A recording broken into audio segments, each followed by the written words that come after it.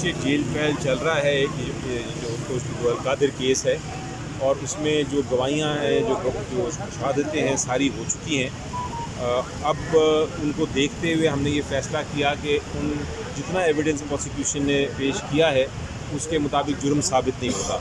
तो हमने नीचे दरख्वास्त दी थी कि ये क्योंकि जुर्म साबित नहीं होता तो इमरान खान साहब और बुशरा बीबी को बरी कर दिया जाए।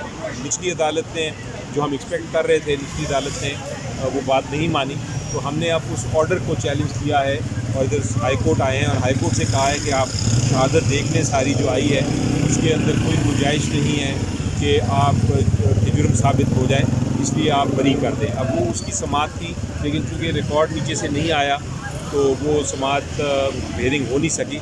अब नेक्स्ट हेयरिंग पे इंशाल्लाह जब रिकॉर्ड आ जाएगा तो इसकी हेयरिंग जरूर होगी। अच्छा सर, आज हमने बाहर देखा जो माहौल था वो गैर मामूली था, यहाँ पे पुलिस की नफरी मौजूद थी, तो क्या समझते हैं कि जो रिकॉर्ड नहीं लाया गया, क्या कुछ तवक्के है इस तरह की कोई फैसला आ सकता था जिसके ऊपर यहाँ से?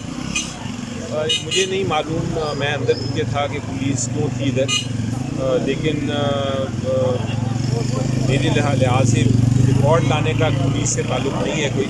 रिकॉर्ड तो जब कोर्ट मंगवा ले तो रिकॉर्ड आना चाहिए, और अब फाइनल ऑर्डर बहरहाल कोर्ट ने पास कर दिया है तो रिकॉर्ड तो आ जाएगा, उसको पुलिस का नफरी से ताल्लुक़ नहीं। मैं ये कहना चाह रहा हूँ कि ज़ाहिर है वो रिकॉर्ड मंगवाया गया तो हर इमरान खान के ऊपर जितने भी केसेस हैं, जो भी मामला हैं, तो डिले किया जाता है हर चीज़ को। जी ठीक है, अभी आप जैसे ही यहाँ पर पहुँचे तो पुलिस की नफरी यहाँ से चली गई, तो मैंने इसलिए आपसे ये सवाल पूछा है कि हो सकता है कि कुछ इस तरह हुआ है।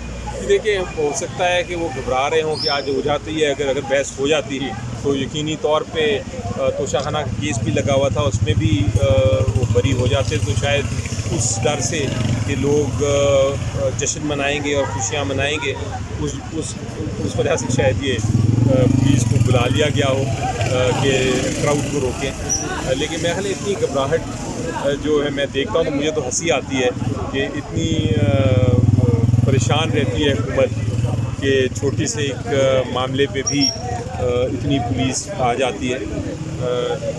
हमने कहा था अपने MPs और MNAs को और सेनेटर्स को कि वो ज़रूर आएँ इधर ताकि इस केस की को सुन सकें, तो शायद उसके लिए भी हो सकता है, उनको रोकने के लिए भी है पुलिस इधर। जी, पहली बात तो ये है कि 26वीं जो तरमीम थी उसमें गलतियाँ थी, तो मैं एक्सपेक्ट कर रहा था कि उन गलतियों को दूर करने के लिए एक 27वीं तरमीम आएगी, और गलतियाँ इस तरह की नहीं थी कि कोई ड्राफ्टिंग की गलतियाँ थी। गलतियाँ ये थी कि जो मकसद पूरा करना चाहती थी हुकूमत, वो मकसद पूरा नहीं हुआ। तो हुकूमत की ड्राफ्टिंग में उस हद तक गलती थी कि उनका जो मकसद था कि हम जो कोर्ट को बिल्कुल कंट्रोल कर सकें, वो नहीं मकसद पूरा हुआ। तो उसको अब कंट्रोल करने के लिए कोर्ट को मज़ीद वो अमेंडमेंट्स लाने की कोशिश कर रहे हैं। अब मसला ये है उनको दरपेश आ रहा कि हो सकता है क्योंकि पहली उन्होंने मिस कर दी, हो सकता है उनके पास अब नंबर्स ना हो सकें।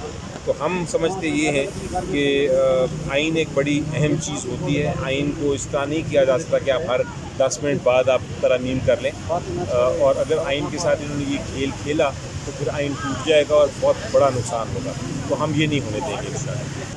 देखिए, अब तादाद अगर बढ़ानी है तो उसकी वजह एक ही हो सकती है या होनी चाहिए, और वो ये है कि आपके पास बहुत सारे केसेस हैं और आपको मज़ीद जज चाहिए उन केसेस को ख़त्म करने के लिए।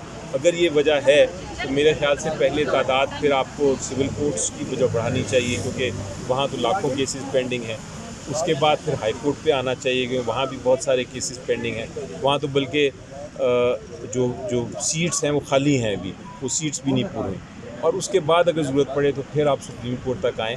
ये जो ऊपर से शुरू करके नीचे को छोड़ देना, इसका मुझे कोई मंतक नहीं समझ आता।